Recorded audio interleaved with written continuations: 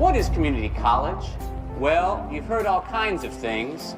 You've heard it's loser college for remedial teens, 20-something dropouts, middle-aged divorcees, and old people keeping their minds active as they circle the drain of eternity. That's what you heard. However, I wish you luck! Opening shot of a bustling school courtyard in a show about a school cliche. And you continue to misuse the word cliche. Cliche. Good morning. I mean, I'm as down for an authority can't use technology joke as the next guy, which is not at all. But what exactly did he do to mess this up? He's nowhere near that thing when it starts going haywire, so it's either possessed by the Dean ghosts of Greendale past, or a writer conveniently put it in the script. So a comedy made a mistake for doing something for the sake of comedy? That doesn't sound right. Also, what's wrong with the authority can't use technology trope? It's not a sin if it's funny, which this was. There's so much going on with this random college crowd. First, there are way too many students stopped and intently listening to this non-mandatory nonsense. Second, why are they all spread out? Pretty sure social distancing guidelines weren't in effect 10 years ago, and if you were really going to listen to this, wouldn't you get a little closer? Speaking of which, how could she possibly be hearing anything from back there? No boombox booms its box with that much boom. First, there really aren't that many students listening to the speech. Sure, there's a fair few, but it's kind of realistic to have a decent-sized crowd so long as some of them aren't paying attention, like this guy on his phone or these people doing whatever they're doing. Second, you ask why they're so spread out, and that's pretty obvious. You can see some of them grouped together with their friends, meaning a bunch of them came to this alone and aren't comfortable joining random strangers in listening to the speech. Third, the girl back here who you pointed out can very clearly hear the speech because, you know, she's presumably not deaf. Seriously, just how awful is your hearing? And if it did, what about this guy? He is far too close to the podium. And before you say that he may be hard of hearing and wanted to be near the speaker, he has his headphones in. And you're acting as if that wouldn't happen in real life?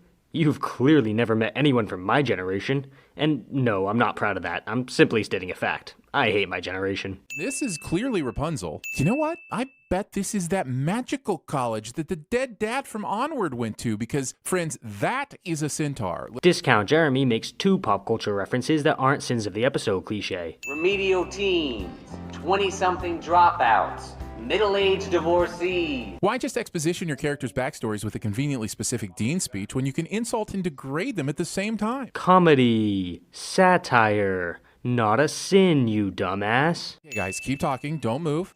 Don't move. Wait for it. Wait for it. Now, walk as if it's the natural time to start walking like normal humans and not because the camera is finally in position. See, this is the problem with you only sinning the pilot episodes of certain shows. If you had actually watched past this episode, you would understand that one of the running gags in this show is Abed pretending he's in a TV show. In other words, this show is very meta, which means everything you just said is moot. Holy crap. Abed, I see your value now. Viewing other people as objects to be used for your own narcissistic personal gain, or as we've come to know it in 2020, introducing the show's main character. Pointing things out on the screen for your own personal sin. Or gain. Or character. Shit, you know what I mean. Jeff Winger! Unsilvered John Oliver is not educating me about the world's problems and making me laugh at the same time in this scene. Discount Jeremy makes a last week tonight reference that isn't a sin of the episode cliche. This poster of a lobster with a tiny penis is never explained. Okay, so this sin was meant as a joke surrounding the concept of the Rorschach test, and he comes back to it 3 times after this. The problem is that it isn't funny, so I'm giving it 3 sins, one for each time he mentions the ink blot. The state bar has suspended my license. They found out my college degree was less than legitimate. But you don't actually have to have a college degree to practice law. Sure, it's only a few states and there's an apprenticeship program, but if it's good enough for Abraham Lincoln and Clarence Darrow, then it's good enough for Jeff Winger. So he mentions that it's only a few states and an apprenticeship program, but still sins it? Oh, I get it. This is a classic example of Discount Jeremy ignoring characterization. This time Jeff's. Look me in the eyes and tell me with a straight face that Jeff Winger would be willing to do an apprenticeship program. I thought you had a bachelor's from Columbia. And now I have to get one from America. Yeah, okay, people don't remember this level of detail about each other's lives. Or am I peopling wrong? Discount Jeremy admits that he's a self-centered asshole. You have insulted the integrity of this entire institution. Oi! Waster! Not a bathroom! But how did you even know he was back there taking a leak? You never once turned around before you got up to reprimand him. Do you have like ESP or something? Comedy, jokes, satire, everything your channel fails at. Also, there are better ways to deter a persistent pisser problem, like a motion-sensitive fan to blow the pisser's piss onto their own clothing. Whoosh, pisser pisses off after being pissed off for being pissed on. So the episode made a mistake for not having this professor set up a motion-activated fan outside his office? Do you hear yourself when you speak? Actually, I already know the answer to that. And if I wanted to learn something, I wouldn't have come to community college. I understand that not every community college is great, but a better priced education to at least get your basics out of the way can be a good option. Plus, most people aren't really sure what they want to do with their career paths, and getting affordable education can help clear those questions up. Anyway, the whole premise of this show is built on educational elitism, and that's definitely a sin. He says all of this as if that line doesn't fall perfectly into place with Jeff's character. These hot dogs are clearly uncooked, and raw dogging is a surefire path to unexpected complications. No, they actually are cooked. Why the fuck you lying? Why you always lying? Also, Discount Jeremy makes a cringy sexual joke that isn't funny cliche. Also, is Fletch so wealthy he doesn't understand the basic idea of a hot dog resting in a bun, or how to condiment correctly? What's the tax bracket for so elite that you can't even figure out how to hot dog? Comedy. Jokes. Alright, you wanna know my deal? Come on, writers, give us an attractive woman lead that doesn't cave to a handsome man's relentless assholey advances. They've set her up as strong-willed and hard to crack, but after one barely clever line, she's starting to open up. And sure, she sees through his bullshit and sets him up later, but I'm saying right here at the start, I would have rather seen her reinforce her defenses because Winger is way creepy. Literally all she's doing is having a conversation with him. She's not immediately pulling her pants down and bending over. I mean, yeah, he is creepy, but she's not giving up the kitty already, so you don't have an argument here. I got tear gassed at a World Trade rally. Show's credits say this was directed by the Russo brothers, but this mention of tear gassing doesn't cut to a flashback involving spandex outfits and quick-cut incoherent action moments, so I'm doubtful. Discount Jeremy makes a Marvel reference that isn't a sin of the episode cliche. You tell me the truth, I will like you. You lie to me, I will never talk to you again. Except that in a few minutes, when you discover Jeff is absolutely lying to you, you overlook your rule to continue the plot of the show. So who's the liar now, liar? Except, as we see in this episode, this all falls in line with their character. Pay attention. Put your contact info down right there. That's great. Cool. I really like this cool catchphrase. Glad it will never become overplayed to the point of parody and then co-opted by a completely different sitcom in 4 years. Discount Jeremy makes a Brooklyn Nine-Nine reference that isn't a sin of the episode cliche. This is kind of like Breakfast Club, huh? On one hand, this is a clear-cut violation of the explaining your references ruling of 1823. But on the other hand, Abed is pretty much a character brilliantly invented by the show to explain and meta-contextualize all the show's pop culture references. But on the other hand, rules are rules. And that's why I have 3 hands, because my third hand was made for sinning. Discount Jeremy sins something he likes cliche. Oh, I got a little doozy in the chamber if things get emotional. Wow, I thought I was the only one who excuses myself in uncomfortable emotional moments to take a stress. Wait a second, did the guy who always sins poop jokes just make a poop joke?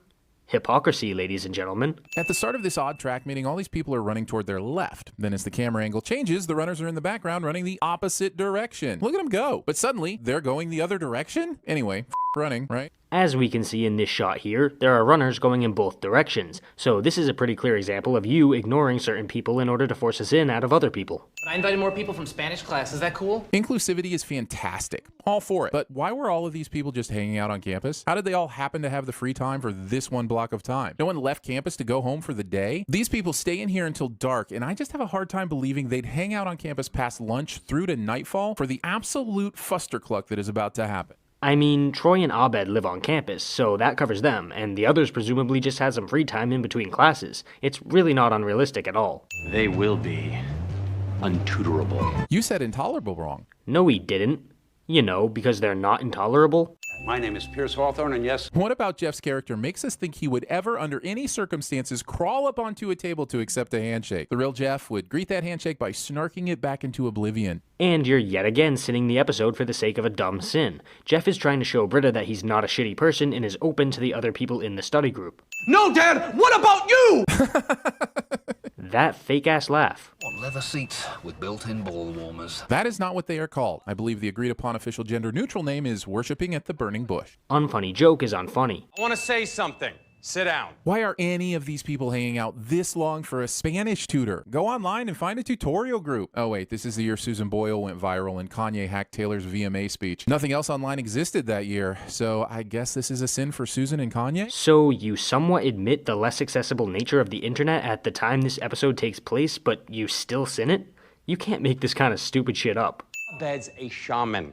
You ask him to pass the salt, he gives you a bowl of soup. I know Captain McAsshat here is riffing, and none of this means anything, but Let me stop you right there because you're about to go on an overly long and very boring tangent that means absolutely nothing when you've already admitted Jeff is riffing. Because you know what? Soup is better. Joe McHale slips in a reference to his previous gig where he made snarky comments about clips from TV shows, a format that I'm sure I don't have to tell you could never work. This, of course, is a meta joke about TVSins, but the thing is, with how much worse the CinemaSins channels have all gotten over the years, this joke really isn't funny anymore.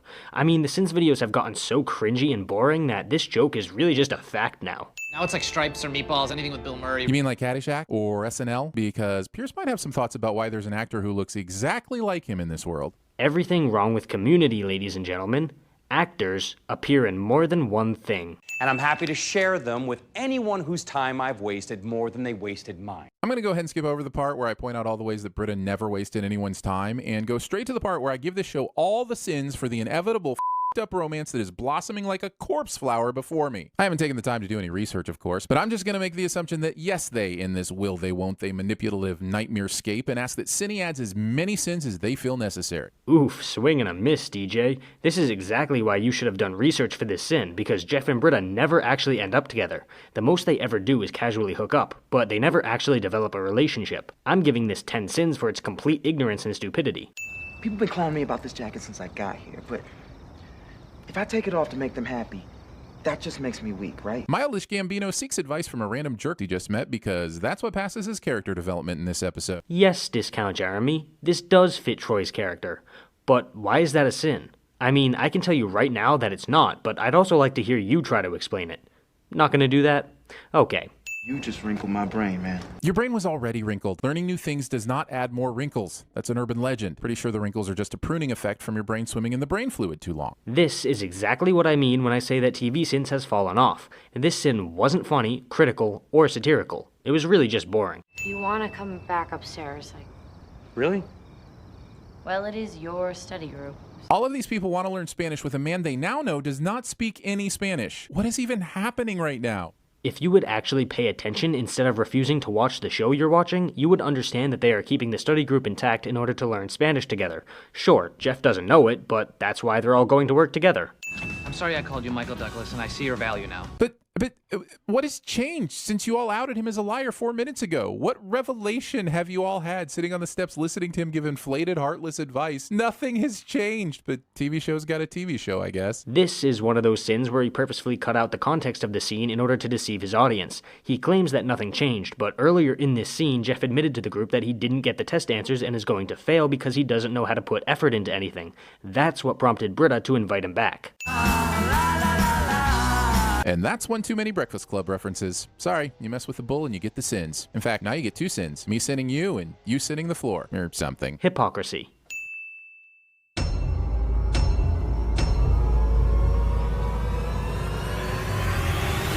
Man the boundaries, protect us, do your duty to our school.